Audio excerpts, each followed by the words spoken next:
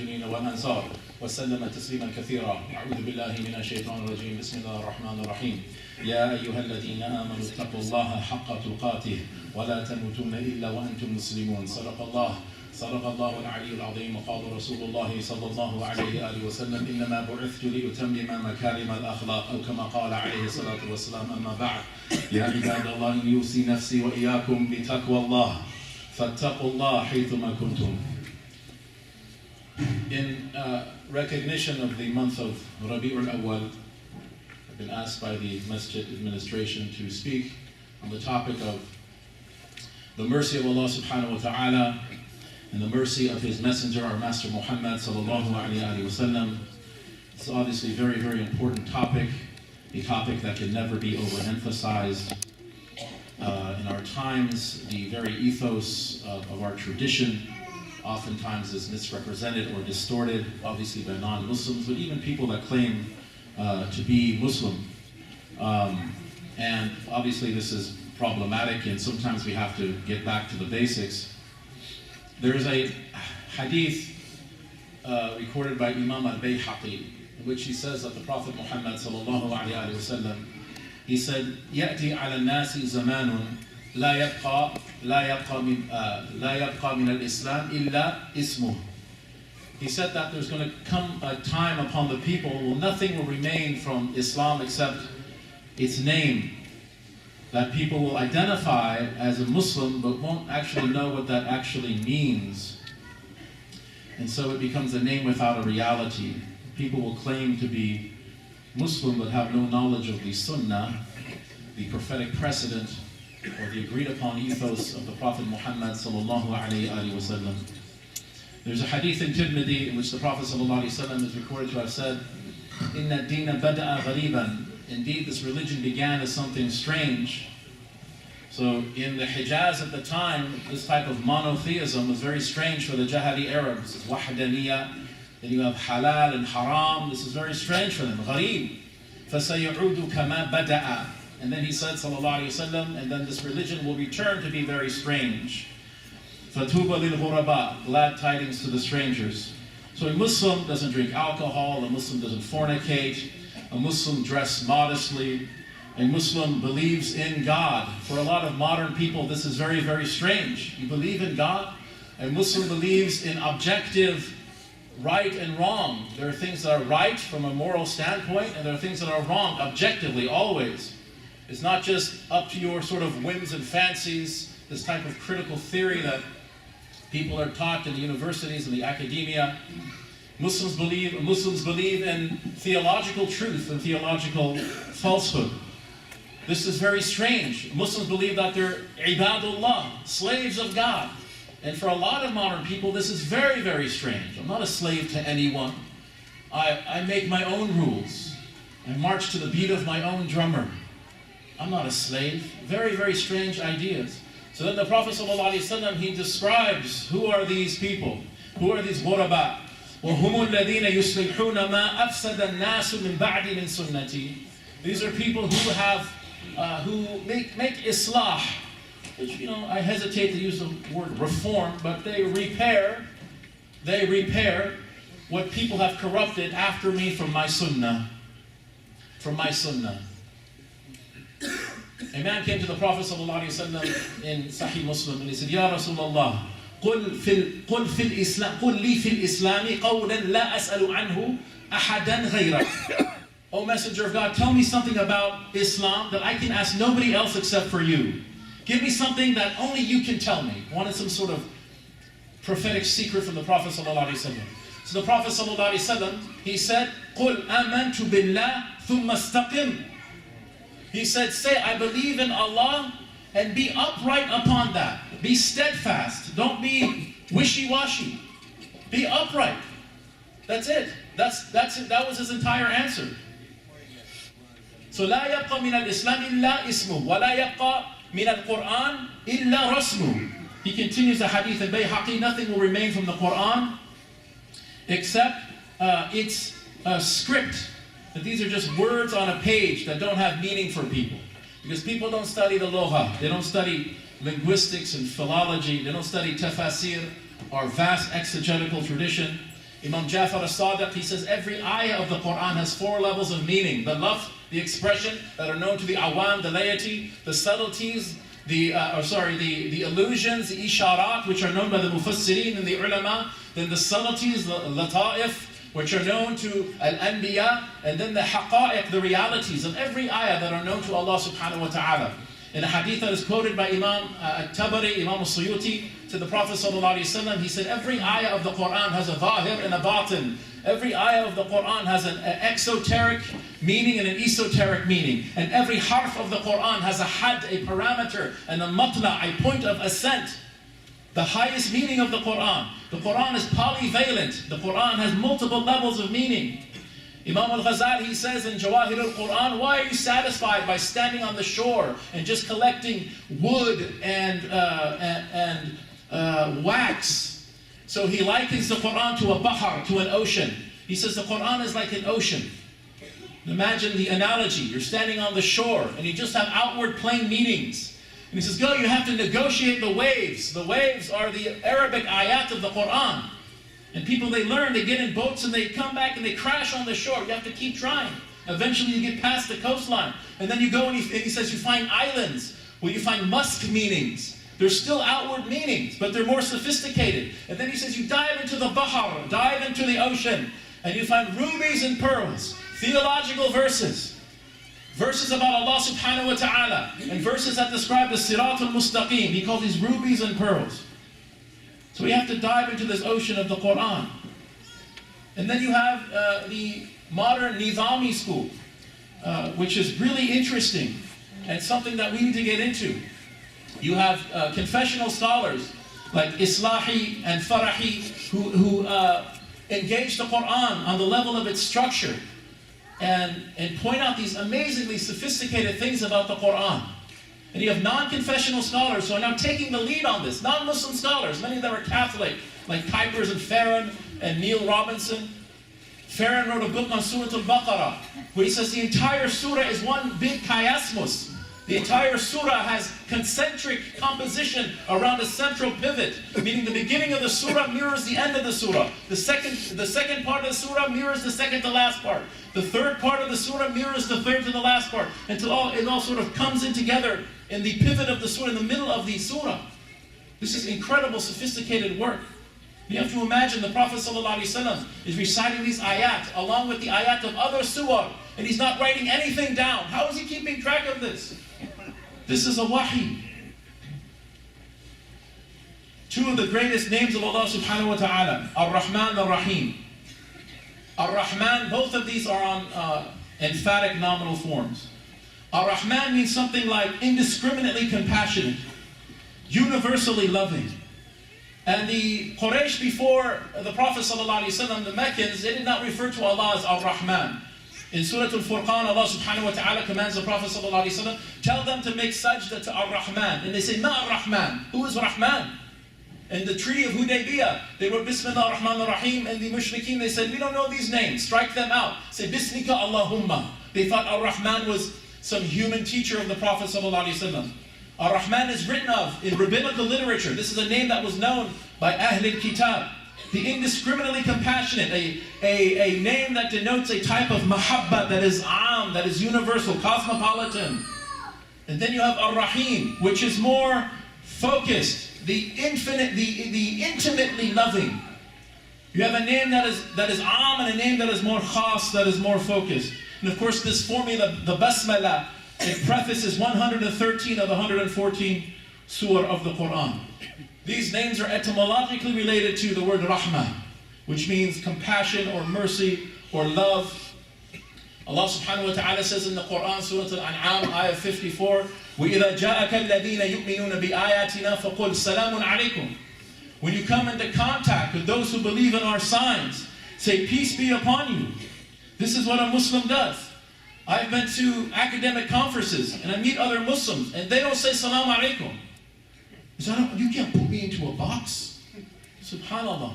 This is what a Muslim does. Salamun qawli min Rabbil Rahim. Allah subhanahu wa ta'ala says in the Quran that this is a word that's given by a loving Lord. This is the greeting of the people of paradise, but apparently it's not so in vogue amongst a lot of people. It's not fashionable. But after he says this, وَإِذَا جَاءَكَ الَّذِينَ يُؤْمِنُونَ بِآيَاتِنَا فَقُلْ سَلَامٌ عَلَيْكُمْ كَتَبَ رَبُّكُمْ عَلَى نَفْسِهِ الرَّحْمَةِ. Your Lord has inscribed upon His own self mercy. In the next surah, Surah Al-A'raf, Allah subhanahu wa ta'ala says, عَذَابِي أُصِيبُ بِهِ مَنْ أَشَاءُ, that I cause my punishment to afflict whomever I will. وَرَحْمَتِي وَسِعَتْ كُلَّ شَيْءٍ. But my mercy encompasses everything. That rahmah is His dominant, if you can say, personality trait of Allah subhanahu wa ta'ala, is rahmah. One of my favorite hadith in Sahih Muslim, reported by Anas ibn Malik. He says, the Prophet sallallahu alayhi wa sallam says, Allahu ashaddu farahan bi tawbati abdihi hina yatubu ilayhi. This is how he begins the hadith. He says, Allah subhanahu wa ta'ala is more extreme in His joy.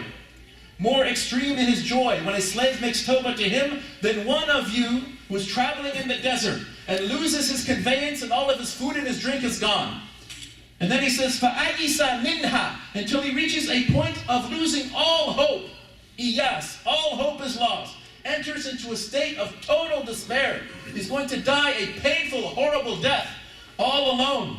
And then the Prophet ﷺ, he said he sees some shade and he goes there and he sees his conveyance and he grabs the halter of his conveyance. And he says, Allahumma anta abdi wa ana rabbuk. He says in his rapturous joy, akhta'a min shiddatil farah. In his rapturous joy, he says, oh Allah, you are my slave and I am your Lord. Akhta'a. He made a mistake. Because of the severity of the joy, overcome with joy. The Prophet ﷺ said, Allah ashaddu farahan. Allah subhanahu wa ta'ala is more overjoyed when a sinner makes tawbah to Him than this man is when he grabs the halter of his conveyance. This is our Lord subhanahu wa ta'ala.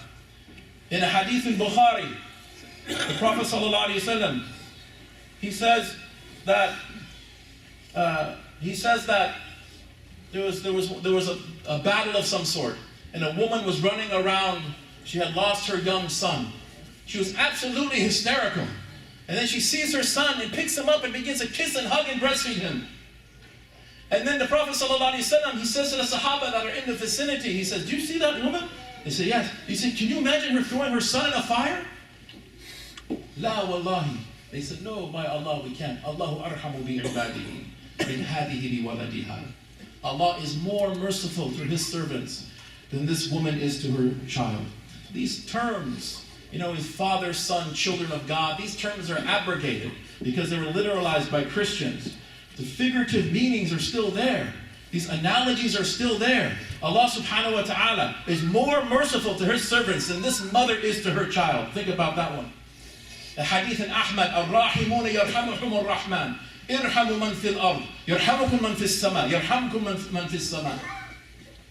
The most compassionate shows compassion to those who show compassion. Show compassion to those on the earth, and the one in heaven will show you compassion. You have Muslim youth that study philosophy in the university, and they study people like Nietzsche, who talked about a transvaluation of all values. That's how he put it. He believed that Christian values were detrimental to society. And the most detrimental virtue or value was compassion. This is what he believed. He used to sign his letters, the Antichrist.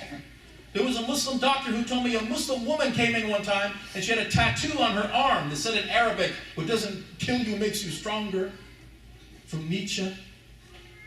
You know this man's final sane act when he was living in Turin, Italy? He was walking around, a man was beating his horse. He ran with tears in his eyes and started hugging the horse. How ironic. His final act was an act of compassion towards a horse. Then he lost his mind and never recovered. Trust Allah and His messenger. Their words are true. Don't listen to these deranged philosophers. In Bukhari, famous hadith, the Prophet ﷺ said, جَعَلَ اللَّهُ الرَّحْمَةَ مِئَةَ جُزْءٍ فَأَمْسَكَ عِنْدَهُ 99 جُزْءًا وَأَنزَلَ فِي الْأَرْضِ جُزْءًا وَاحِدًا. فمن ذلك الجزء يتراهم الخلق. So he says, أو كما قال عليه الصلاة والسلام, Allah subhanahu wa ta'ala, we know this famous hadith related by Salman al-Farisi, that Allah subhanahu wa ta'ala divided His mercy into 100 parts, and He sent one part out of 100 into the world. And it's through this one part that all of creation displays mutual affection, love, and mercy. What about the other 99 that's reserved to show to His ibad on the Yawm al-Qiyamah? In a hadith Qudsi, the Prophet ﷺ, he says that Allah subhanahu wa ta'ala says, listen Tirmidhi, قال الله تعالى يا ابن آدم إنك ما دعوتني ورجوتني. O child of Adam, as long as you call on me and have hope on me, غفرت لك على ما كان منك ولا أبالي. As long as you call on me and have raja, have hope in me, I will forgive you, ولا أبالي, and I do not mind. In the Quran, قل يا عبادي, say to my servants, الذين أسرفوا على أنفسهم, who have completely transgressed against their own souls. لا تقنطوا من رحمة الله. Never despair of the mercy of Allah subhanahu wa ta'ala. إن الله يغفر الذنوب جميعا. Allah forgives all sins. إنه هو الغفور الرحيم. He is constantly forgiving, the intimately loving. The ulama say, أرجى آية في كتاب الله. This is the most hopeful ayah in the entire Quran, لأهل الكبائر, for the people of major or mortal sin. Just have istiqamah. Do the best you can. And when you slip, we make tawbah. We make tawbah. Tawbah means to turn, to reorient yourself towards at-tawwab, the one who's constantly reorienting himself towards you in no anthropomorphic way. And then we have hope, we have raja. One of my teachers told me, Allah subhanahu wa ta'ala, He called 2 men out of the hellfire. And He said to them, okay, go back to hell now. One of them turned around very reluctantly and started walking back slowly while looking over his shoulder. And so Allah subhanahu wa ta'ala said to this man, and Allah knows best, so why do you keep looking back at me, as it were? And he said, you called me out of hell, I had hope, I didn't have to go back. He said, you're right, go to Jannah. And then the other man, he turned around quickly and sprinted towards Jahannam. Sprint. And Allah said to him, why do you sprint towards the hellfire? And the man said, I lived my entire life disobeying you, in disobedience of you. This time I really wanted to make sure I obeyed you. And I have hope eventually I'll come out of Jahannam. And Allah said, you're right. Go to Jannah. This is Allah subhanahu wa ta'ala. Allah subhanahu wa ta'ala is Arhamar Rahimin.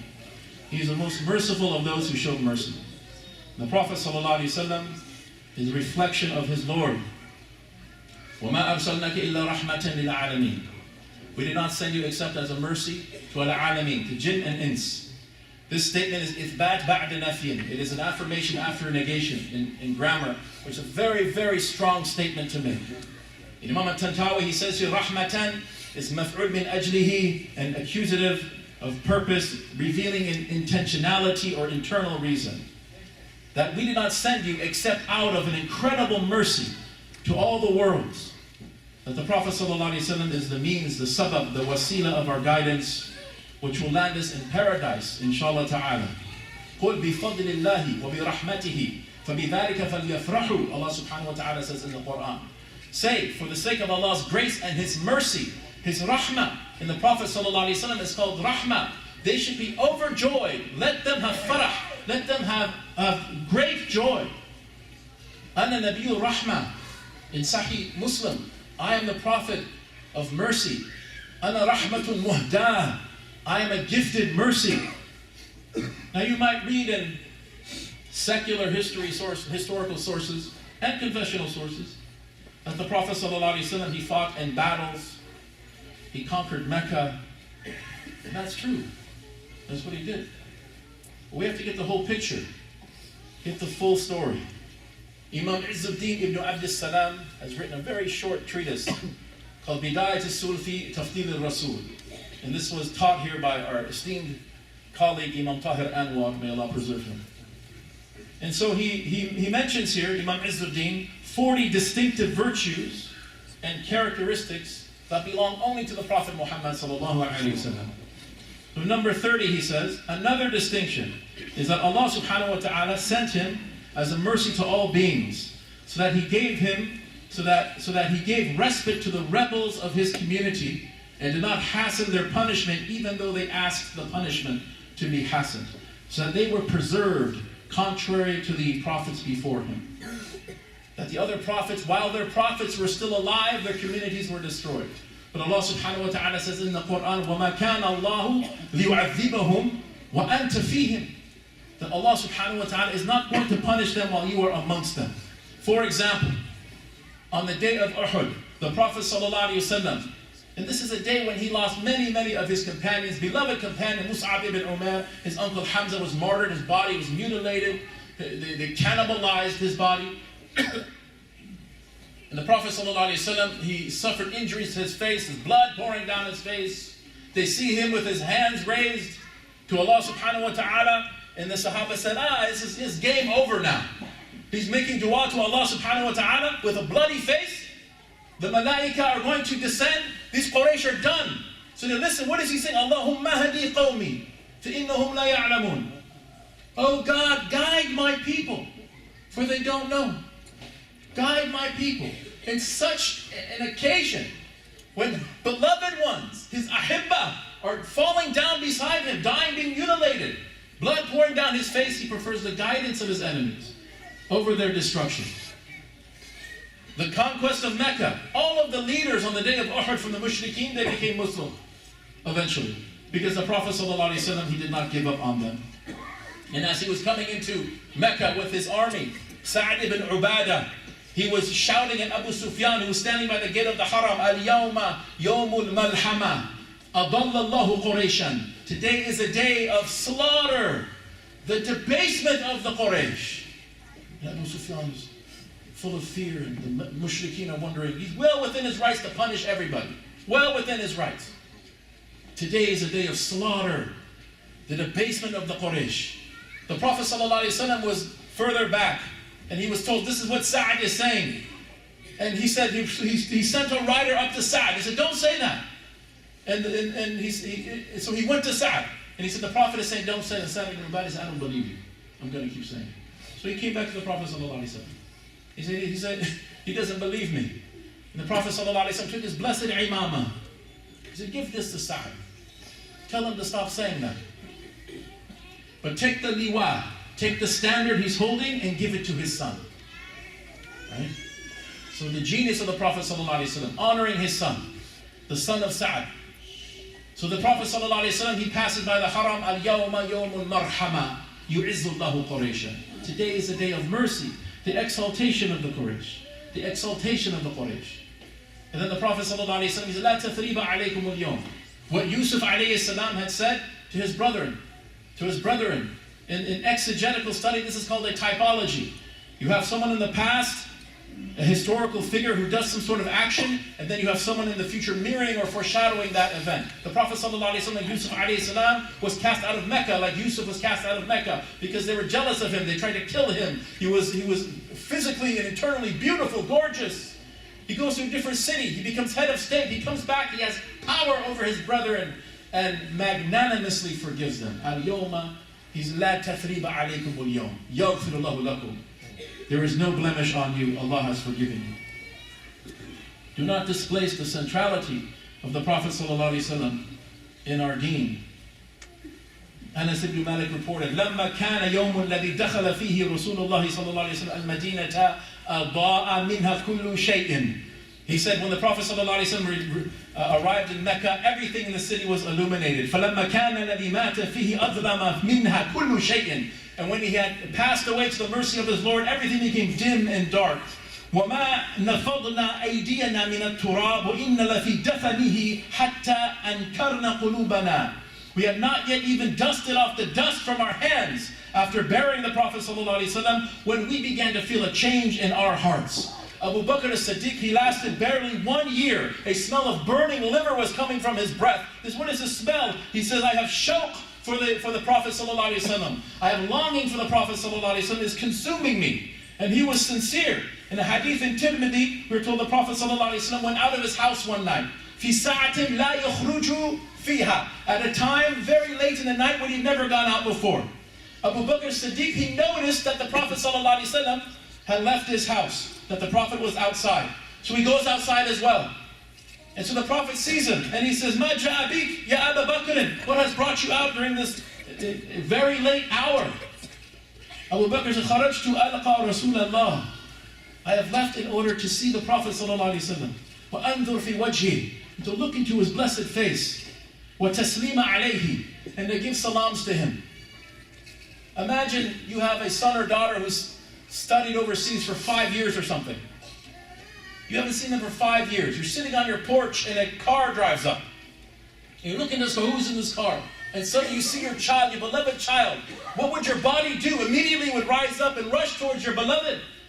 This is what happens with Abu Bakr as-Siddiq. He's sitting in his house in the middle of the night. He glances out the window or something, looks into his courtyard. He sees his beloved walking by. Immediately he bolts from his house. Why did you come? I just came to see you, look at your face, give you salam. This type of love. Last hadith in Tirmidhi. Imam al-Tirmidhi records the Prophet ﷺ. He said, "Man kana lahu faratani min ummati, adkhalahu Allahu bihima al-jannata." A person who loses two children, Allah subhanahu wa ta'ala, on account of that, will enter this person into Jannah. قالت عائشة, "Man kana lahu faratun min ummatik." What about someone who loses only one child? وَمَنْ كَانَ لَهُ فَرَةٌ يَا مُوَافَقَةٌ. He said, even if they lose one child. قالت, then she said, فَمَنْ لَمْ يَكُنْ لَهُ فَرَةٌ مِنْ أُمَّتِكِ. What about if they lose no children? فَأَنَا فَرَةٌ لِأُمَّتِي لَا يُصَابُ بِمِثْلِي. Then the loss of me is devastating enough for my ummah. So yes, even if you lose no children, but we have to feel a sense of loss, that we lost our Habib sallallahu alayhi wa sallam. We have to feel that sense of loss. We just have to appreciate the tremendous value of the Prophet sallallahu alayhi wa sallam, and inshallah ta'ala, it will be a means for us to enter into Jannah. أقول قولي هذا وأستغفر الله لي ولكم فاستغفروه إنه هو الغفور الرحيم. توبوا إلى الله التواب توب علينا.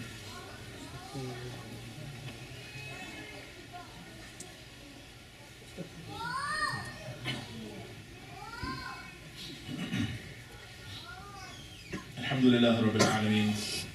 الصلاة والسلام على رسول الله المصطفى وعلى ساداتنا وإمتنا أبي بكر عمر عثمان وعلي ورضي الله تعالى عن أصحاب رسول الله أجمعين. يقول الله سبحانه وتعالى في كتابه العزيز بعد يقول وأعوذ بالله من الشيطان الرجيم إن الله وملائكته يصلون على النبي يا أيها الذين آمنوا صلوا عليه وسلموا تسليما اللهم صل على محمد وعلى آل محمد كما صليت على إبراهيم وعلى آل إبراهيم في العالمين إنك حميد مجيد اللهم بارك على محمد وعلى آل محمد كما باركت على إبراهيم وعلى آل إبراهيم في العالمين إنك حميد مجيد اللهم إنا نسألك بنور وجهك الكريم وبحقك عليك حسن الخاتمة عند الممات لنا ولأحبابنا ولجميع المسلمين يا أرحم الراحمين اللهم اهدنا فيمن هديت وعافنا فيمن عافيت وتولنا فيمن توليت وبارك لنا فيما أعطيت وقنا شر ما قضيت ربنا لا تزغ قلوبنا بعد إذ هديتنا وهب لنا من لدنك رحمة إنك أنت الوهاب ربنا آتنا في الدنيا حسنة وفي الآخرة حسنة وقنا عذاب النار لا إله إلا أنت سبحانك إنا كنا من الظالمين ربنا ظلمنا أنفسنا وإن لم تغفر لنا وترحمنا لنكونن من الخاسرين يا مقلب القلوب الأبصار ثبت قلوبنا على دينك يا مقلب القلوب الأبصار ثبت قلوبنا على طاعتك وصلى الله سيدنا محمد وعلى آله وصحبه وسلم والحمد لله رب العالمين آمين آمين آمين وأقيموا الصلاة